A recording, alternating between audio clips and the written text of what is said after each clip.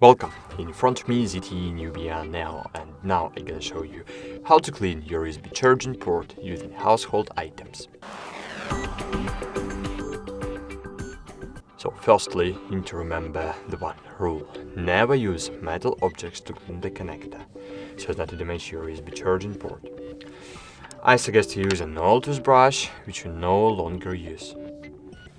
So firstly, you need to remove the case.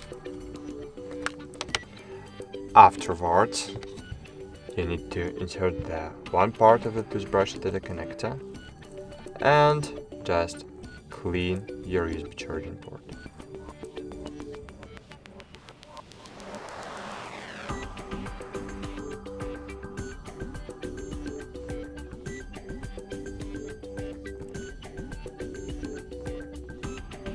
Maybe my toothbrush is too soft to clean the connector, so if you have more dirt than me, so maybe it's better idea to buy more tough toothbrush and more effectively clean your port.